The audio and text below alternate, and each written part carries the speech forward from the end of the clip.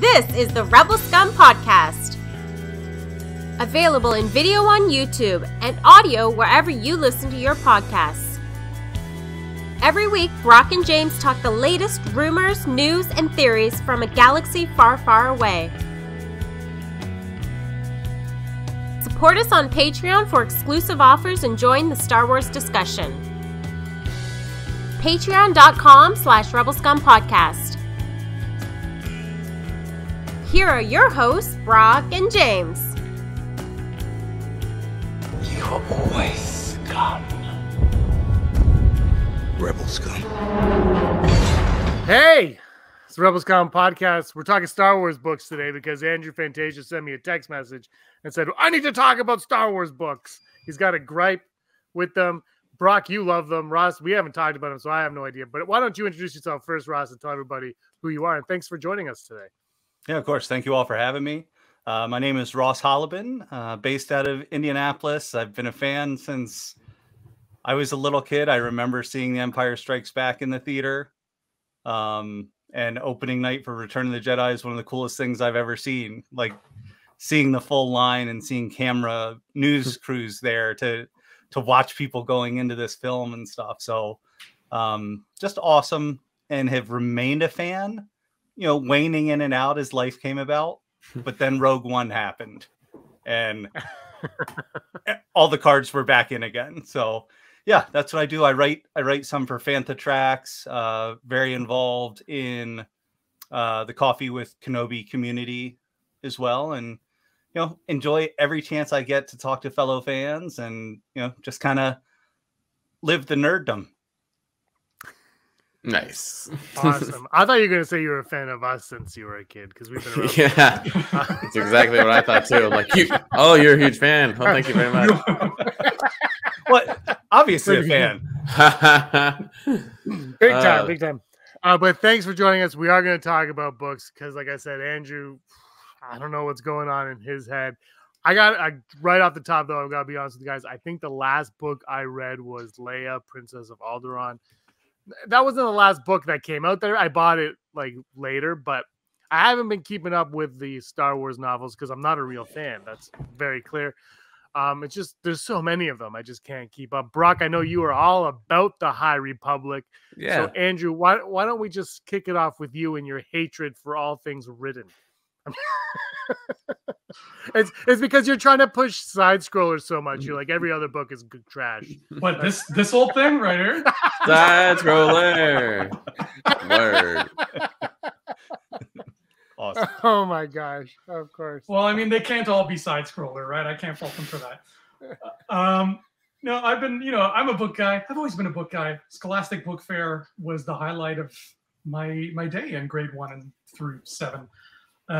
So I've been keeping up with the books, but I feel like I've reached a point now, and that's why I messaged you about this, James, and doing this episode, because I feel like I've reached a point where if I have to stop digesting one piece of Star Wars, you've got the movies, the animated series, the shows, the comics, the books, whatever. If I have to cut one of them for time and money or just lack of interest, whatever, I've come to the point where I'm like, it's going to be the books. And it's come to this point where I feel like I've nailed down why it is, but I don't hate the books. I just feel like they're approaching Star Wars from a different angle than my heart usually wants to. And I think it just comes down to genre for me. Star Wars in itself is like, it's one of those things where it's every genre. Right? It's like Back to the Future. If I was running a Blockbuster, I don't know what shelf I would put these two movies on because they're a little bit of everything. Star Wars is fantasy, it's sci-fi, it's romance, it's Western, it's samurai, it's everything. And I think at the end of the day, the biggest takeaway I finished Fallen Star, the last Old Republic novel. That's the last thing I read. And I'm digging Old Republic. I think it's really beautiful. But I feel like once I put that book down and I looked at my shelf of books in canon, I feel like every one of those books, with the exception of like 3, focuses primarily on Star Wars as a sci-fi and nothing else. And I think that sci-fi is my least favorite part of Star Wars.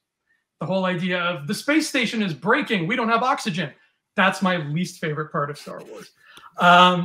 And the fact that so many of these books zero in on that and tend to avoid the fantasy, the adventure, the samurai stuff, I think that comes to the heart of why I'm like, if I got to drop something, it's going to be these.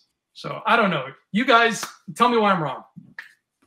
When you said Old Republic, you meant High Republic, right? Did I say Old Republic? Yeah. I got confused there for a second. I'm like, oh, I read the wrong thing. I was like, yeah, you're right. I mean, Fallen Star, which is like the end part of like the adult fiction so far of High Republic, it was like the spaceship is falling apart. It's like we barely spent any time on that spaceship or space station. I get it though, because like I remember when we started this podcast, like one of my headphones just went up. You guys can still hear me, right? Yep. Cool. Yeah. It's just me. It's not you, it's me. When we started doing this podcast, I know James was pretty into the books as you were, Andrew. So it's sort of like, I feel like I was like that when you guys were doing it, where it's like, I was like, because like a book is a lot of time to put in, right? You can watch a movie in 2 hours or, over the course of 2 days. You can read a comic and watch a TV show in 45 minutes. You read a book, like, unless you have huge chunks of your day where you have nothing to do, it's like, it's a lot of devotion to put in, right? I think why I got into this High Republic outside of a High Republic outside of like, oh, that's a cool idea, was like, oh, here's a new jumping off point. Like, I was so behind on the other books, like the what was the book Aftermath? Like there was 3 of those books. Aftermath, like I was so behind on reading them that I read a few books, but not those, and like I was like, I don't like, I'm too far. So anyways, when High Republic came around, it felt like a Marvel reboot where I was like, here's your jumping off point. Here's your number 1. We'll do another number 1 in 2 years, which I think High Republic is doing. I still can't understand what the next section of this was, but yeah, I totally get it though, because it's like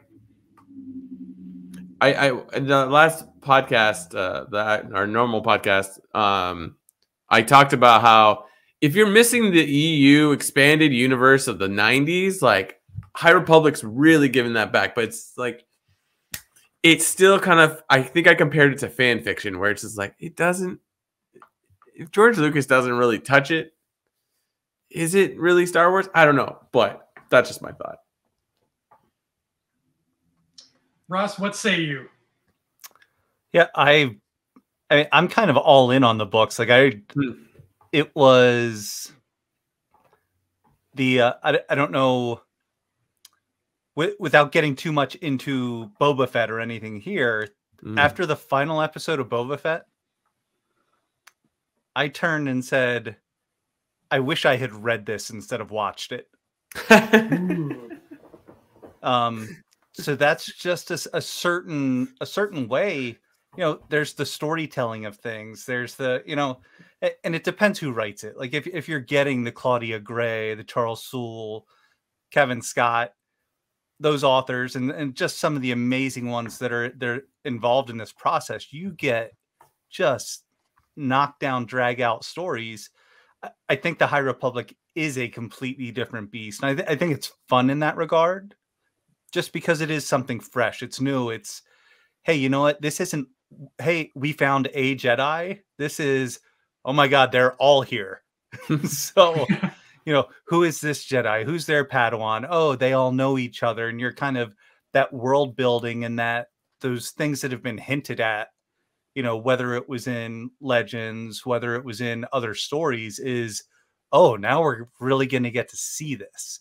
So I love that component of it. And the fact that things can branch off, back to live action, when Timothy Oliphant came on screen, I was like, oh my God, this is Cobb Vanth. Like, I knew immediately from the Aftermath books. I was like, oh, this is Cobb Vanth. This is unbelievable. Like excited probably to the extent that some people were when Luke showed up at the finale of season 2. So the books have definitely added that. And then hopefully we get to see the blue-skinned guy coming up soon in the Ahsoka series. Oh yeah, Mr. Thrawn. And see that the Thrawn of it all is like, I'm excited for him in the show, but his books were my least favorite books. And it came back to it being because they were so sci-fi. They were hard sci-fi. It was like there was like 3 whole chapters of like, what mathematical degree should I turn my cannon to have the best firepower? And I'm like, oh my God, what happened to samurai? Like, where am I? So the seeing Thrawn in live action, like I can't wait for that because that's going to save Thrawn for me. Hashtag save Thrawn. It's gonna bring him back to the fold in a Star Warsy way that I think I'll appreciate more than I do anything where Zahn is involved. So we have this High Republic thing, and I think it's interesting that all 3 of us are stoked by what High Republic is offering, because I think that it was really smart of whoever, maybe it was a collective idea, but whoever had the idea of, listen guys, when we release these books, we need some kind of extra thing that's, it's not in the book itself, but we are going to send this to fans, and here's pictures of everybody. And this is what Avar Kriss looks like, and her lightsaber is green, and her handguard looks like this. And I feel like if we didn't have that art, and High Republic just came out and was like, here's a book, here's Light of the Jedi, I feel like we would have had a much more lukewarm response because of just how visual Star Wars is. And to ask longtime fans, even though we are longtime fans and we can, you tell us, here's a Biff, and we know what a Biff looks like. I think it would be a big ask to be like, here's this giant literary project. We're going to ask you to follow all these new characters, but we're not going to really give you anything visual. Just, I'm going to say Stellan Gaios, and your mind just has to, decide for yourself what Stellan Gaios looks like. So I'm glad that they took this route, and I'm really curious how different the reception would have been if they hadn't. Andrew, you're just always so wrong, and here's why. And this is why High Republic is genius, and also their major mistake. Because you're right. Like, the one thing that was exciting about High Republic when they announced this was like, we got visuals. Like, here's Avar Kriss, and here's a Chewbacca with a lightsaber. His name is Buryaga, and we're like, whoa. But like, the thing is, I think, and I agree with what Ross said. Like, they have heavy hitter writers. Like Charles Soule only like really writes one of these books, and the first one, and it's really, really good. And then Claudia Gray just knocks it out apart. Like, the experience of this has been very interesting because I've read, I think, all of the books, like the YA, the young readers, the adults, the regular 3 or whatever. I've read, I think, the first 10 issues of the Marvel comic book, and I've read the first graphic novel of the IDW YA or kids comic. These all work together. So that's where you're wrong, Andrew. Is like, there are visuals, but it's like, I'm guessing you haven't read any of them, correct? I've read the Marvel. All of them, or just like 1 or 2? The first 2 trades. So I think okay. So then you'll be totally on board on what I'm about to say. We like sold Avar Kriss as like the main character, and after Light of the Jedi, she's gone. She's just gone because she is like relegated to the comic book to an extent. I don't think she's really the main character in that, but like, it's so wild. It's like, yeah, you're right. Like, Stellan Gaios is a perfect character, perfect example of a character where like he's kind of in one, and then he's kind of not in another one, and then he's the main character in this other one. So it's like, if you're not reading everything, I don't think you need to. But if you're not reading everything, a lot of it's lost on you because it's like, I was gonna write all the titles down because that's one of my major problems. I can't remember all of them. But like, what happens in like Race to Crash Point Mountain happens in Out of the Shadows, or Into the Darkness, or Out of the Light and Into My Heart, or Into the Dark. Thank you, Into the Dark. Yeah. But you follow me on that. Like, some of these titles sound exactly the same, so it's frustrating. But you know, like it's kind of cool. And I think they were smart because like Star Wars fans are like, oh yes. Like how many you saw the memes after Book of Boba Fett where like Cad Bane shows up and it's like Leonardo DiCaprio like, oh, it's like Star Wars fan. Oh, it's like, so I agree with what you're saying, but I disagree because it's like there is visuals, but like that is a huge loss, right? Like, because I think I would argue a bunch of the cover art for the books show you a character, and then you read it, and you're like, oh, this character isn't as important as I think it is. There occasionally, not all the time it happens. Like I'm reading Midnight Horizon right now, and that is a misleading cover page. It's like it's right and it's wrong all at the same time. But and one last thought is like, as much as I enjoy the idea of like different people working on this, and you can tell they're dedicated, but like when you go from one story with one writer to another part of the story with another, I do find it like you lose a little bit. Like if you don't like Claudia Gray, then you're going to hate 2 or 3 of these books. If you don't like Justina Ireland, oh, watch out. So anyways, sorry, that was a huge information dump. No, and I think the trickiest part with it is that there's a lot of Star Wars going on at once. Mm-hmm. So I love growing up, we all got to focus on films, and it was, let's watch these same 3 over and over again, over years and years and years. So, you develop that, familial and territorial place with it that I think distracts the fandom sometimes, and just like, no, this is this way because of this, because it is, Andrew going the sci-fi route, it is the sci-fi Bible, and it is, no, we do know this for a lot of people, but then before we really got talking here, Andrew and I were talking, and when episode 5 of Boba Fett happened, I had just started the last book. So I had just started The Fallen Star, and I'm 2.5, 3 chapters in, and watched that 5th episode of Boba Fett. And I was like, well, The Fallen Star is going away because I'm not going to retain any of this story right now because of everything that just happened in Boba Fett. And I'm not going to water down because I love Claudia Gray, and I want to make sure I can give that my full attention. So I think that's the hardest part. And especially when you have comics, you have television shows, you have books, you have, almost keeping up with what StarWars.com is putting out, as well as they're covering these things. But the beauty of it, and I still like to thank Peter Jackson for this, is what he did with Lord of the Rings, what he did behind the scenes, and showing people how the story evolved and what they're doing with that for the High Republic. That's going to be awesome for fans that may get into it a little bit late, seeing the story group at Skywalker Ranch doing their brainstorms and saying, okay, what's the primary tragedy that we're all going to build back from, and having a plan. And I feel like so much of that came from the turmoil that happened with the sequel trilogy, where, we're going to make stuff up as we go, and then this filmmaker is going to change what this filmmaker did. Now the story's in place, and when they do get made into live action or films, there's a lot more foundation to that, where it's not, I felt like a lot of the more recent books that came out with the sequel trilogy really were retconning because, we didn't tell enough about this character. We don't have, like the Poe book.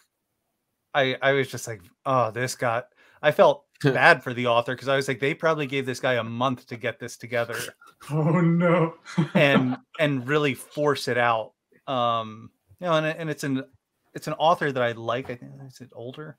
And it's an author that I like, and there were parts of it that I liked, but I just felt like, ooh, this was rushed. And so much of that, I think, was to help those films and to help JJ reel people back in again, saying, oh, no, we do know this about them. We do know this background, and Poe's parents are this, and here's how he was raised. And, that I like the High Republic better because they're establishing it and you can build from there because the story is already created as opposed to guessing what's coming. Yeah, what you just said reminded me of when I got excited for Aftermath, because they're like, this is the story between Jedi and The Force Awakens. And then when you read it, it was like, there couldn't have been a story because they didn't know what the story was after Return of the Jedi. Even though we had a movie, they didn't know what they were building towards. And I think Rise of Skywalker kind of went back to what Aftermath was alluding to, but no one knew what was going on at that point. That was my big thing. But Claudia Gray released Lost Stars the same day as the first Aftermath, and that's the end of the story there, because she's probably the, for me, top tier author of Star Wars right now is what I would say. Like, she's just, and that's why Leia, Princess of Alderaan was the last book that I read, because it was a Claudia Gray one, and I was like, that's the one I'm gonna get. But yeah, what you said reminds me of Aftermath, but it seems like they've learned from, I don't know if it's a mistake, but they learned from, like you said, they figured out what the conflict is and they worked their way back. Yeah. Aftermath really felt like, thinking back to it, that book was marketed as JJ didn't have room to put this in the movie, so he wants you to read this. And then it's like, who is this Rax guy? Yeah. So That's so true. The promise of that is much more of a tangible thing in High Republic. And I mean, we're only a third of the way through High Republic, and look how much stuff they've like bombarded us with. So I'm really hoping, like you said, Ross, in regards to how Peter Jackson kind of showed you behind the scenes, I'm really hoping that when High Republic is all said and done, they release some kind of like Disney Plus documentary or something about the making of it, because that would be beautiful to see how that all played out. Can I ask you guys a question about High Republic as someone who hates Star Wars, is not involved in it at all? Clearly, that's me. But the question I have is, High Republic, and you mentioned Book of Boba Fett, you have Boba Fett, Mando, sequel trilogy, whatever else is happening. Do you guys like that the High Republic kind of lives in its own little bubble? I mean, it's a huge bubble because there's so much, but do you like that it's separate enough from the stuff we're getting theatrically and on TV? Because, like we talk Aftermath, they're interjecting everything, but now these are very separate stories. I like that it's its own thing, but I like that it's its own thing chronologically, because even though that bubble is separate, we still see Coruscant every once in a while. We still see snippets of what's to come. We still have it's in the same family. We're just looking at the ancestors. Yeah. One of the things I have not touched, and I don't plan to touch, is the Thrawn Ascendancy trilogy. Now, my feelings about Thrawn himself. Thrawn! that trilogy, from what I gather, I could be totally wrong, but it looks like it's also in its own little bubble. Yeah, there it is.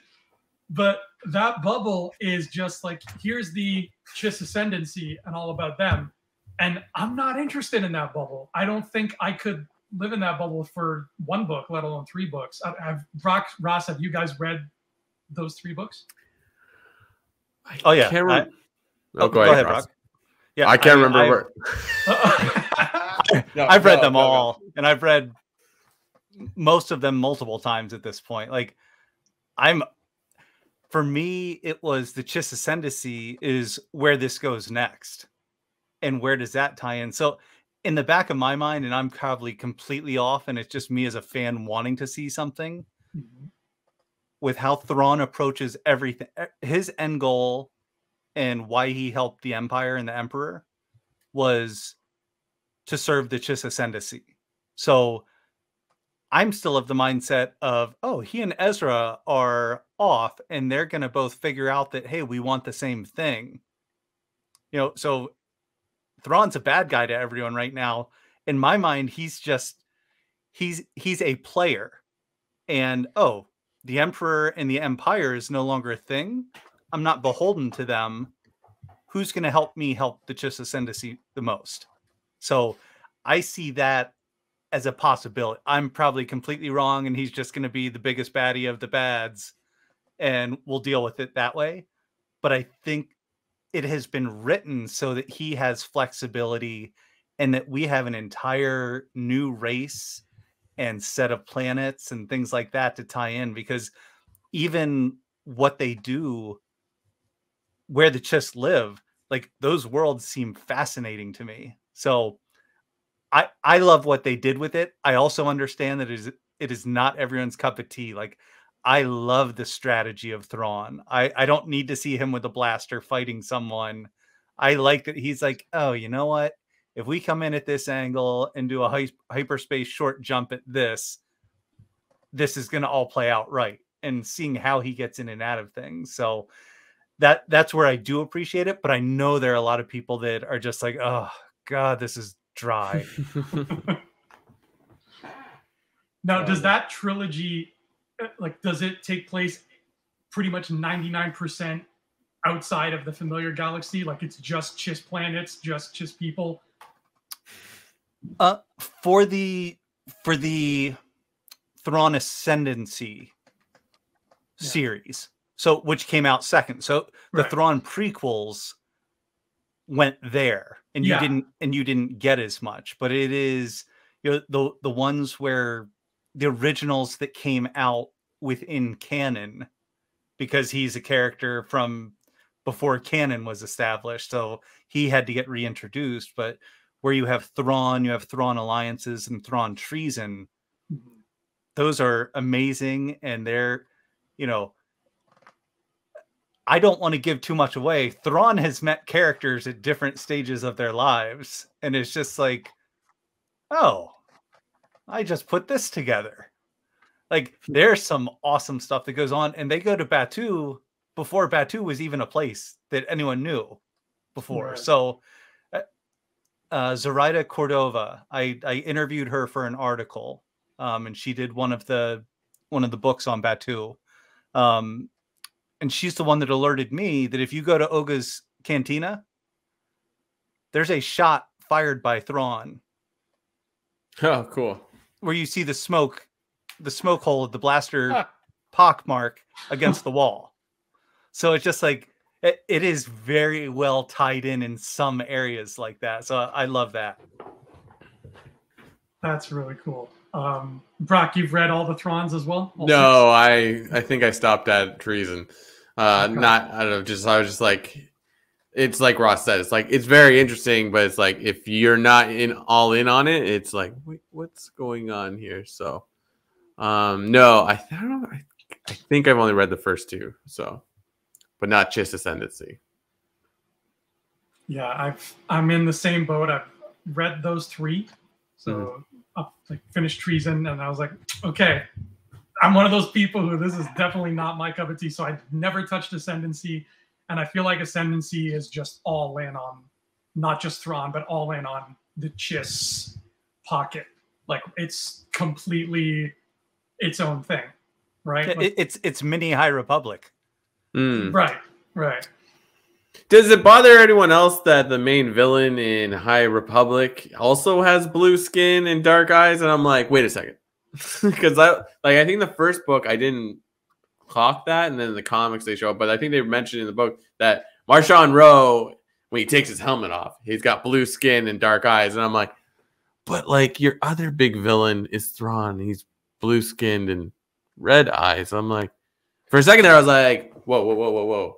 Are they all not the same character, but like, are they the same race? I don't think that's accurate, right? Like, I was like, why would you choose that? Yeah, and it's like, who at the story group had a traumatic Smurf experience as a kid that caused all this? But yeah, like, there's a lot of good things about the High Republic. It's exciting because it's like, oh yeah, like I could see this. And then I will say this: I'm taking interest in it because I am curious how Acolyte, the show that hopefully will be made, will work into it. I because I don't think it's going to be necessary during the part of what we're reading in the books, but it's going to connect in some way. So where exactly will this all intermingle? I think the fact that this video game that they were going to release, High Republic Eclipse, was that it? Now it's like the developers are like getting canceled on the internet. even though they released a trailer, nothing is done, and it's just like we probably won't see it for 2 to 3 years. It's like I'm curious that if that wouldn't been a stumbling block, perhaps there'd be like, because like what would we have seen in that? I don't know. Like we know it occurs during the High Republic era, but will we see book characters in this? And then like that goes back to what Andrew was saying. It's like there has to be a visual. So like a video game can really help with that. So I don't know. Anything that gets me closer to being able to play as Avar Chris, I'm down. I'm still waiting for this sandbox game that I don't know why Star Wars has never gone that route yet. Like, what are they waiting for? But that's Star Wars is like Star Wars, a Star Wars video game. Like, since 2012, we've gotten, not including Lego, 4, right? 4 games. Am I missing one? Squadron, Fallen Order, and then the Battlefront. yeah. Right? That's it. Just the 4. How is that even? We're talking about books, but how, I can't even. I just can't comprehend how badly they dropped the ball. Video games is the biggest industry in the world. Star Wars. We're talking about books. All video games are now are like drawn out stories, right? Like 20-hour, 40-hour stories. Star Wars is perfect for that. I can't. Well, and that was Bounty Hunters.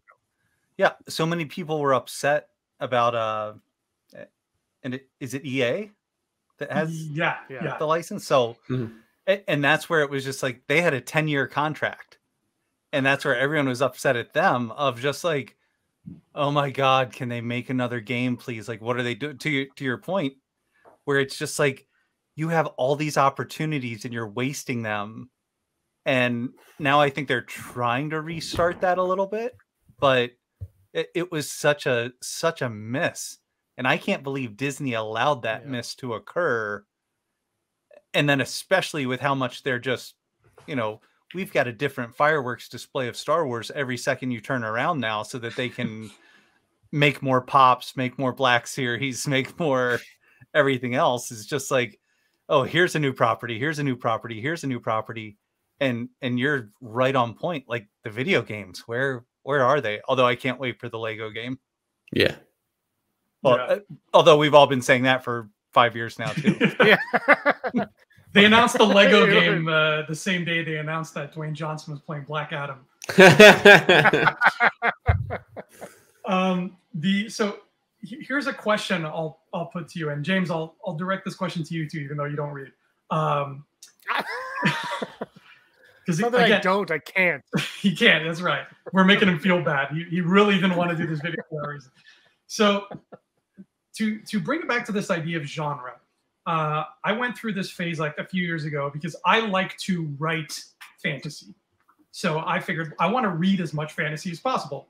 So I started reading all the contemporary fantasy I could get my hands on, and I spent years and years reading them. And I got to this point where I was like, something is missing from all of these books that it feels different. It feels different from what I like to write, and it feels different from what I remember loving about Lord of the Rings and stuff from that era. And I'm like, what is it? What's missing?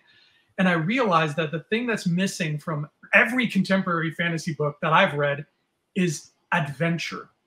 There's no such thing as adventure anymore. Now, contemporary fantasy is all politics. It's all Game of Thrones. It's all like, I'll sleep with this king if you help me backstab this duke. And it's like, okay, cool. Nobody is like setting off to do something. And Star Wars has always had great adventure. It's always been part of Star Wars' DNA. And I feel like with the books, the canon books at least, adventure is just not happening.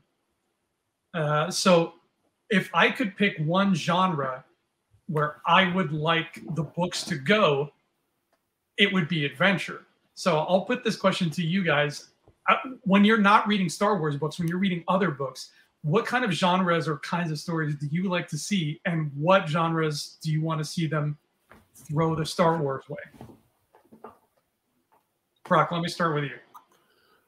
I mean, you know me, I'm heavy into Stephen King, so it's just like you throw me a Stephen King novel, like I'll read it, and it doesn't matter. Like he wrote a book about a sniper. That's the last book he put out, like a sniper that becomes a hitman. Like, and that's a very it doesn't matter what he writes about. It's his style. You know, it's going to be like this and that. And granted, he's been writing for 50 years. So like how he wrote when he was younger, how he wrote when he was like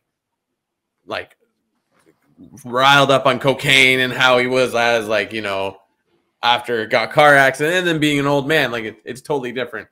But yeah, it's hard to say. Like I will sort of read anything, but I think you're hitting on a good point. Like, if you're going to read a series, not just like I picked up a book, I read it, and I was like, that's great, and then I read a new book. Like if you're gonna read a book of like that's a continuing story, yeah, you need that adventure, which is a group of people, or maybe one or two people, or what? No, it's usually with adventure, it's like a group of people, right? Like Harry Potter is an adventure, but what at the main core of it is a strong group of characters, right? Right. So that's what I think I look for. That's not a genre. That's a writing trope. Like, but yeah, like I'm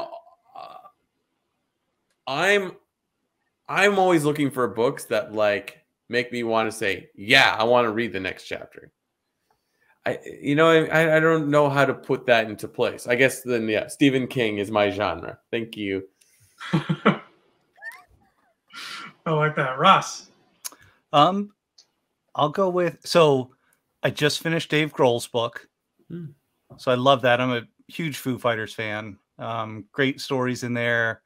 You know, right at the beginning, find out that he recorded one in Crofton, Maryland, where I grew up, and I had no idea. And I was just like, "Oh my god, Crofton's in Dave Grohl's book. How is this? How is this even happening right now?" So, getting those biography stories and things like that, I enjoy. I've got Hey Whipple, Squeeze This right now, just because I work in marketing, so it's the classic guide to creating great ads. Oh. So, you know, I think it's so hard at this point for me to find fun reading time. And with how much Star Wars has come out, I'm not reading as much other stuff. And that doesn't mean I don't want to. It's just prioritizing and, you know, getting some writing opportunities because of those books as well, where it's just like, okay, I'm going to do this, but I'm enjoying it. To your point about where's the adventure? So I don't know if any of you have read this. Ooh. No, I missed that one. So it's a young adult novel by Kevin Shinnick, who I did get to interview and talk about it and things. This may be my favorite Star Wars book of the past 3 years. Nice. Like Bloodline is absolutely my favorite by Claudia Gray, but The Force Collector by Kevin Shinnick is, and it's a quick read, but it is fun. It goes to places that you recognize. It goes to new places. And it's a kid discovering himself without being the savior of the galaxy. So that he can just be a kid and stumble through things as he's getting there. So I pick this one up. Like, this is just like, this is a heartfelt kind of Star Wars hug that moves the story forward. Like, I want to see this kid just show up randomly in something and just be like, oh my God, it's the Force Collector. How did this just happen? And I think it really flew under the radar because it came out in that whole, it's part of the journey to the Rise of Skywalker. So as all of those books, a lot came out at once. And I think this is the one probably least tied to the films, at least from what I remember of it.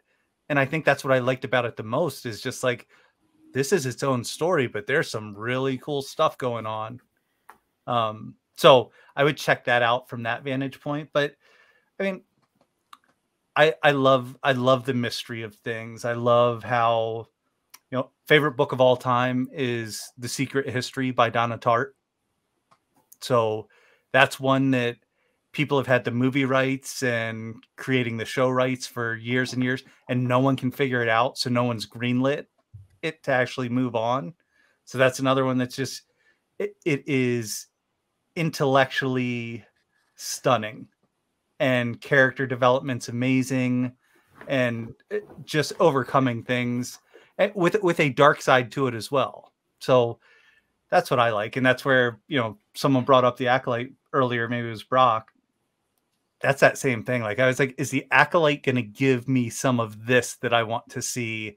Is this the sisters on Dathomir? Like, am I getting the series with them? Like, that's the sort of thing where just like, let's find some new parts in here. And that's, I love Asajj Ventress, you know, so like even one of the other books, Dark Disciple, you know, and how that tied things together from the Clone Wars and some of the characters. Again, I don't need the hero every time. I like the anti-hero. So maybe that's the best way for me to answer this. Where are we getting those ancillary characters? Where am I getting the best special teams player instead of the quarterback or the stud middle linebacker? How does that come into play? That's a great. You just sold me on that book better than Lucasfilm ever has on Force Collector. Yeah, that sounds fantastic. I definitely want to read that now. James, what is going to get you to pick up a book? What do they? I just bought Force Collector. I just bought it on the I just got it on the Kobo. I just got it on the Kobo for real, so I'm gonna read it tonight. So I'll wait for the hate tweets when they're just like, "What was this jerk talking about?" How dare you? That's Still better than Side Scroller, though. Nothing's better than Side Scroller. Pick it up on Amazon today. I don't know what I like to read. I like Charles Dickens. I like the old stuff, but I've been into The Witcher a lot lately for whatever reason. But I don't typically like those fantasy type. I don't know if it's a fan. I don't know what it is, but it's an adventure. He's always on an adventure, yeah. The Witcher and all that. So yeah, I guess adventure is definitely up there. My favorite Star Wars book, though, from the modern era is Lords of the Sith. You, Andrew, recommended that book to me, and I didn't want to read it because it didn't seem like one that would interest me. And it's not like, oh, you got to read it. It's just it's fun, right? Front to back. That's just a fun read. It's a fun little trip with Vader and the Emperor and Cham Syndulla and all that. But I do have a question. I just want to know, like, why do you guys think, though, that the adventure, aside from Force Collector, adventure they're focusing more on the sci-fi aspect in Star Wars than on the adventure aspect when it comes to the novels? If that's the case, like, why do you think that's what people are drawn to? Is the EU more like that? I have a bunch of EU, but they're like Han Solo and stuff, so they're not really. But I mean, I think the major issue with High Republic is it's jumping. It's trying to encapsulate too many characters all at once. So it's like and like these characters, their stories flow in and out of a story. So it's like you might have like Vernestra Rowe in Justina Ireland book, which I believe is like the young readers one, and then she pops up as a main character in a young adults novel. So it's like everyone gets a little bit of taste of each character, but then like Buryaga, I deviate that. He pops in and there's no, they just understand what he's saying. So like, and you never get his point of view, but he is the main character of like the picture books for High Republic, to the point that like the third one, I kind of want to get my hands on because it's showing the scene where he basically dies like in Fallen Star. So I'm like, what? So anyways, sorry, get a little excited about the High Republic, but it's like, there is an adventure happening, but like how to keep with that thread of adventure is kind of confusing. So it's like, I wouldn't say it's all sci-fi. I mean, they're in space. So yeah, but I mean, we're also talking about a series that created a rock that's a co-pilot. So it's like, that's fun. And he saves the day a whole bunch of times. I know all about that rock because Twitter cannot get enough of Geode. It's just, I think it's like, I will say it's a well-run idea, but it's like, it's a little hard to engage with because there's so many things happening, but I don't know. Well, and I think some of the adventure, it's adventure, but there's so much that's known already. So it is, you can introduce a planet, you can introduce a new bad person, But at the end of the day, you know, like, okay, we can use light speed to get out of here. We can use, here's the weapons we have. Like, there isn't that, hey, you're dropped here. You don't have a lightsaber. You don't have this. You don't have that. And you have this much time to figure it out. So it is that urgency. It is that, hey, I need to get through this story quickly. So I feel like so much adventure, and going back to Lord of the Rings again, it's getting to know Frodo and Sam, and hey, here's who they are. And, you know, even in the film, hearing Samwise say, okay, and they're just at Farmer Maggot's crops right there. And he's like, the next step will be the furthest I've ever been away from home. You know, so we're not getting that Stand By Me story of, hey, what if we, you know, we can walk this many miles and see a dead body. It is like, oh no, I need to get on this transport and I can be there and solve the issue at hand. So it's almost like it's too complex. And, you know, maybe that's what I like about the Force Collector, is that it's just like, oh, you know what? It is a little bit more pulled back and there's no expectations. So Star Wars has the tough part, and maybe you've seen this, but fans have a lot of expectations for it. So no, they want to get to something, and if it doesn't happen quick, it's, oh my God, why wasn't Boba Fett on every second of every minute of this show? Yeah, kind of thing. So it's a tough audience to please one way or the other. So I think they're trying to do it as much as they can, and that probably leads to losing some of that adventure. One thing I know about the High Republic, having not read it, is everybody I know who has read it, and Twitter, which is, you know, a cesspool, everyone seems to be on board with it. Everyone seems to be like unanimously agreeing that it is a great read. If you haven't read it, read it. That's what I'm hearing. And I haven't, because I'm stubborn. I just spent all my money on the Force Collector. I can't get into High Republic yet. Yeah, it's pretty much across the board. Like, people are unanimously agreeing that they dig the High Republic. I'm just like, based off everything I've read, period, not just in Star Wars, but just based off every piece of contemporary literature I've gotten my hands on, adventure seems like it's gone out of vogue. I think it's as simple as it's just not cool anymore. And maybe it's because the society we live in, maybe it has something to do with how information's at our fingertips at all times. So senses of wonder and discovery just don't exist in the human psyche.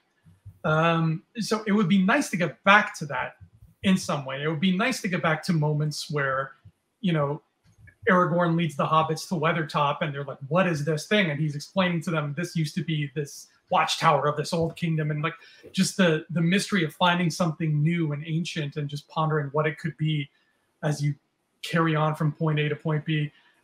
I think we can get back to that. You're right, Ross. It has gotten a lot more complicated. And this galaxy is a place where they can get from point A to point Z in no time flat, let alone point B.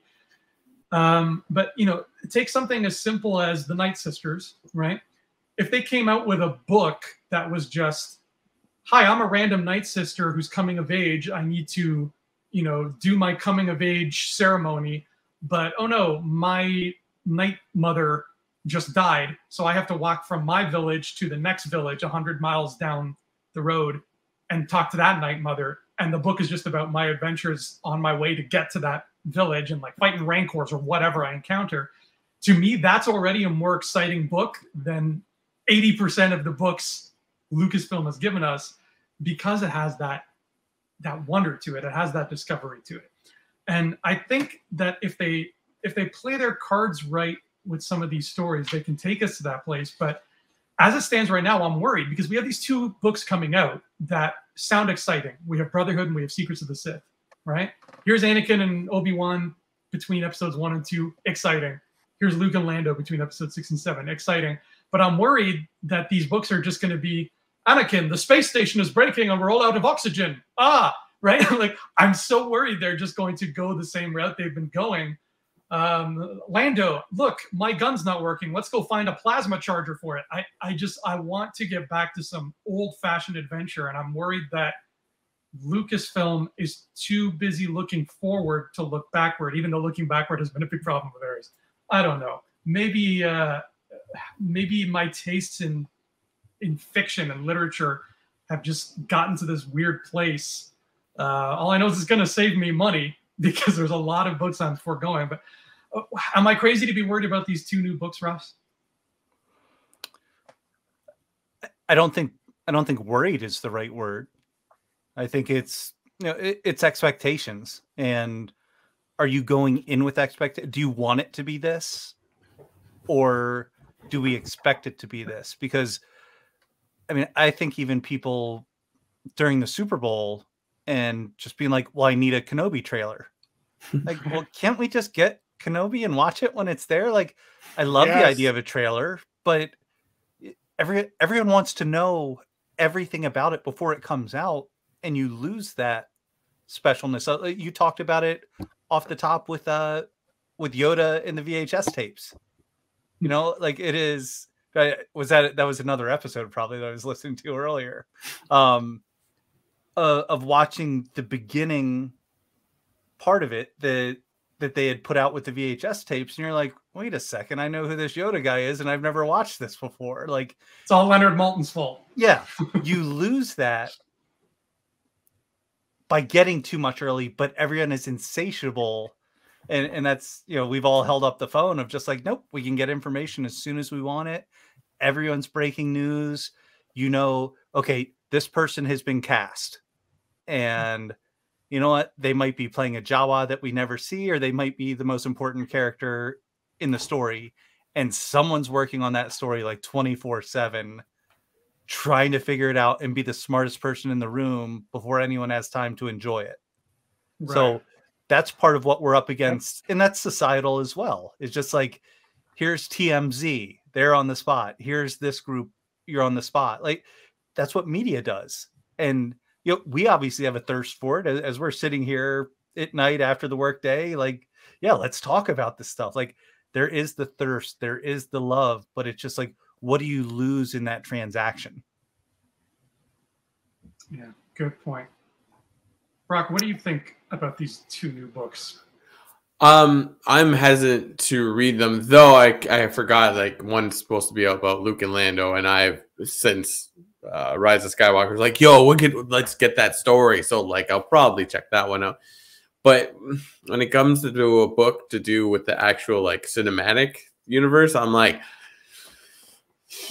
I've gone down this road and you get handcuffed, and it's like some of it's good. Like Bloodline is very good, and I haven't read Aftermath, but it sounds awesome. But like there was so many like books or even like comics too, where it's like, here's your character. It's like, oh, cool. Maybe we'll see. So I was like, no, because like until that the specifically talking sequels is like until the sequels are done, you're not going to get any little real character development or anything, because we don't know what the 3rd movie is going to be. So I think that's might be why I'm liking High Republic, because it's sort of like it can just do whatever it wants at the moment. So is the Brotherhood book going to work at all with Obi-Wan? Because the series, because like that's the Anakin Obi-Wan one, right? Brotherhood? Is that what the title is?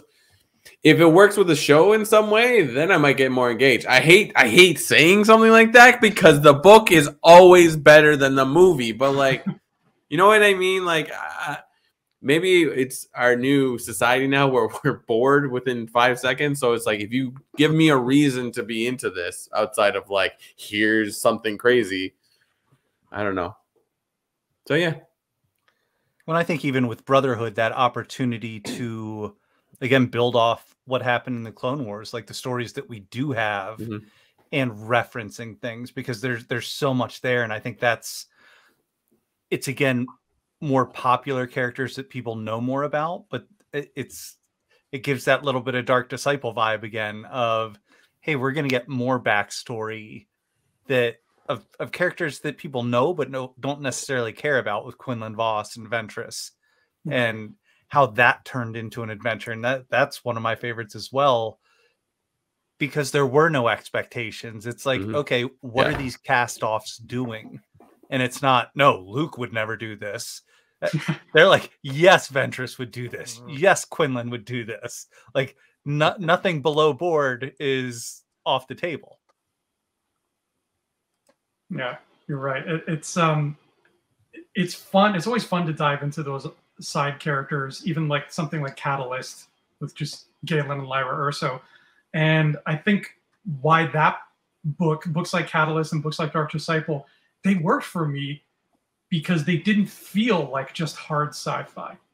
Catalyst felt like a drama, like a political thriller, as did Bloodline, which I love. Bloodline actually made me cry. The whole Ransom Casterfo thing, like that got me emotionally invested. And then Dark Disciple is like a flat out tragic romance with Sith in it. Like it's beautiful. So I just hope that, and again, this goes back to expectations. You're right, Ross. So it's like, they can't cater these books to me yet. But I'm hoping with Brotherhood, and even more so with this Luke and Lando book, that first and foremost, focus on character, because that's what's important, but take the time to kind of give it these genres that we don't expect. Give it these genres that are left of center, so it's not just the space station is breaking, but except this time it's happening to Quinlan Vos. Like, I just want them to go somewhere more colorful. And I mean that both figuratively and literally. Space is pretty drab looking, even when it's in my mind's eye. Because Brock, you mentioned like in the comics, I didn't get to the point in the comics where we see Starlight Beacon until after I finished reading The Fallen Star. And when I saw Starlight Beacon in the comic, and I'm like, oh my God, it's all gold inside. Like, I wish I knew this beforehand, because in my mind I'm picturing drab space station, because that's all we know. So it's just put us somewhere that's, even though it's a book, put us somewhere that's beautiful to look at. Yeah.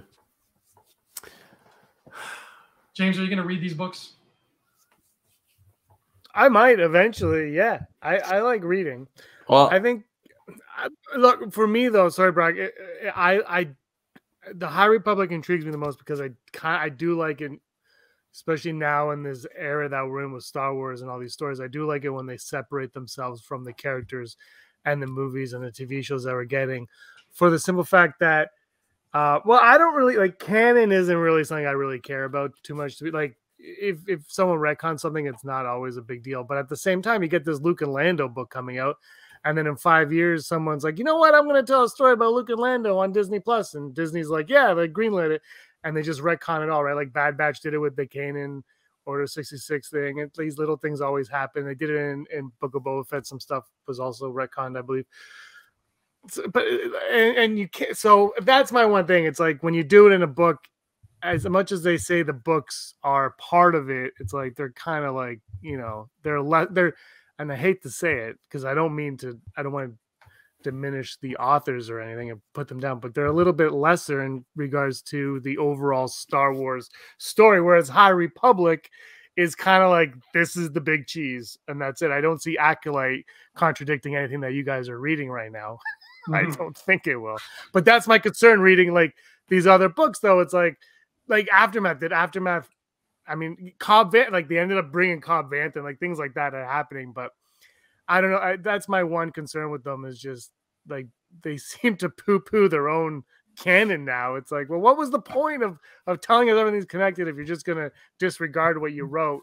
So High Republic I am going to get to it. I promise you I'm going to get to it, but I have to finish my coloring book first. Well, page 13 of that coloring book is a monster. I don't blame you. Every page is just a stormtrooper and Kylo Ren. Any last thoughts? Ross, let me start with you about books and the Star Wars wonderful literary world that we live in. I'm very thankful for Del Rey, all the authors, all the the assistants. I've been able to fortunate to be working with some of these people to do reviews and articles and things like that. So just how much they love being a part of it. I think that's the awesome part. And it almost makes me like, it hurts a little if I don't love something about a book, because I know how much they're putting into it. Right. And Which books do you absolutely hate? Put them on. I'm just joking. you know what? Oh, he's going for it. He's going for it. Side scroller. No, and I made the reference earlier. And I don't know that I hate anything. There may be a thing here or there, but I try to stay on the very positive side of things. But Poe Freefall was one of those where I was just like, oh, they got me. Like I was just like, oh, I wanted it to be more, because I don't love Poe as a character. I don't think they did enough for him in the films. I love Oscar Isaacs as an actor, and I think he brought Poe to life, but I don't think the story allowed Poe, and maybe I still hold the mom joke against his character at the beginning of the second film. So when he did that, and it's just like, okay, that character is now ruined for me forever. But that one there, but I want to thank Disney Books, Del Rey. I don't know if you all check out utini.com. Like, if you want to see what you should read and get background on it, it's a group of fans that have done an amazing job of letting you know what order things come out. Like, that's where I go to see, like, okay, what comic books are coming out next? What books are the entire site? And it's a pretty massive site that they've been building, is all about the book side of Star Wars. So utini.com, they do a great job with that. So check it out. And then again, Claudia Gray being great. I've met her in person at the Indie Comic Con recently, like, and she's just wonderful to talk to as a person. So that makes it that much better, and you want to cheer for these people and for what they're putting out as well. So I look forward to supporting all of them. I bought the Poe book even after I read it digitally, because I'm going to support it. Like, I know that I care about it, so I want it to keep growing. And I think there are better books maybe from some of the authors that are going to come, but you need to be able to cut your teeth sometimes, and especially on something as in-depth as Star Wars, to find your voice. So I never want to say, oh, they're a terrible Star Wars author. I want to say, okay, there was their first try. Let's see what they get next time and what it turns into. So hoping that that's the case. Cool. Brock? What was the question? Any final thoughts on the world of Star yes. Wars? I like High Republic a lot. I can't remember. I had a thought in my head. I can't remember what it is now. I like it a lot. Like, it's not perfect, but it is worth attempting. Like, it's like, hey, if you want to read it, just read this one. If you like this one, then maybe read this one. Like, go from there. Because it's like, I've said I've read all of the books. That's not like I'm reading them digitally, and I'm kind of happy about that, because like after I've read the book, if I bought the physical copy, like there's only so much room on my bookshelf. I think I'd be like, maybe I'll get rid of this. But at the same note, like, I want to, like, I like what they're doing here. And again, sidebar, the comics, like the Marvel one is okay. The IDW one for kids is like, oh, this is actually like enjoyable, like for an adult like me. Like, so, and then it blows my mind that it's like, oh, this character, I met him in a comic first, and now he's in this book. So yeah, just go read it. Read Light of the Jedi. Light of the Jedi? Light of the Force. Light of the Force. See, I told you I'm terrible at the title. Read it. You don't like it? Cool. You tried. And I just ask you to try. That's all we can ask of any reader. Yep. Right? I mean, the books themselves will never go out of style. As far as I'm concerned, I'll always be happy to hear new books are coming out. I think if I have one last thought, one thing I'm hoping for, and I'll cross my fingers for, is remember back when they showed, I think it was a whiteboard in the planning room for High Republic. They had that big High Republic whiteboard of like things we want to see. One of the things was some kind of reference to the Star Wars version of the Knights of the Round Table, or something like that, some kind of King Arthur equivalent. And if you read the Tales of King Arthur and the Knights, that is 100% adventure. So we're taking a step backwards in time with Phase 2 of High Republic. Now they're going back another 200 years. They're basically doing what Lucas did with the movies. They're doing a middle chapter, prequels, and then finishing the story. So I hope that this jump backwards takes us to that Knights of the Round Table kind of story, because that is all kinds of Andrew's vibe. So you know what else was on that whiteboard that could be 200 years before? Dinosaurs. Dinosaurs. The Drengir are the dinosaurs, so they've already done that, James. I'm sorry. They're plants. I don't know what you're talking about. They're plants. They're monsters. They're plants.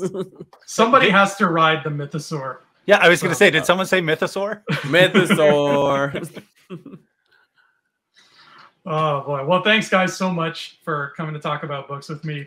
I had to get this book stuff off my chest, and I wanted to get some other opinions, because I really, besides you guys, I really don't know other people who read these books. I have lots of Star Wars fan friends, but they draw the line somewhere between movies and books.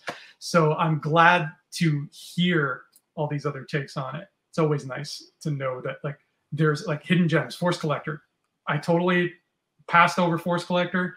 To my own detriment, I went for Resistance Reborn by Rebecca Roanhorse instead. And I mean, nothing against Rebecca Roanhorse, but the only thing I remember from that whole book was at some point somebody serves Rey tea. The highlight of the book for me was Rey has a cup of tea. That is it. So I'm glad that Force Collector exists and that it's as good as you say it is, because now I'm excited to read that.